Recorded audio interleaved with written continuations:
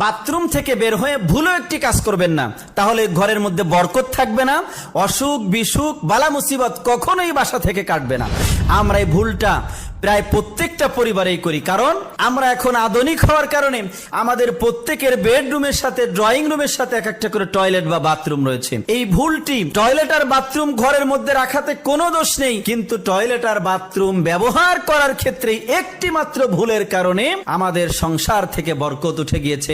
আপনাদেরকে বলবো, বাথরুমের ব্যবহার করার ক্ষেত্রে এই ভুলটি আপনি কখনোই করবেন না। যদি করেন তাহলে আপনার পরিবারের মধ্যে বরকত থাকবে না, আর পরিবারের কেউ কখনো সুস্থ জীবন যাপন করতে পারবে না। সেই ভুলটি হচ্ছে, আমরা বাথরুমে যখন যাই, বাথরুম থেকে বের হওয়ার পরে করি, তা হচ্ছে বাথরুমের দরজাটা ওপেন করে রাখি। বাথরুমের দরজা কখনো বাথরুম শেষে ওপেন করে রাখবেন না, বাথরুমের দরজাটা লক করে দিবেন। মেডিকেল সায়েন্স বলছে বাথরুমের মধ্যে প্রচুর পরিমাণে ব্যাকটেরিয়া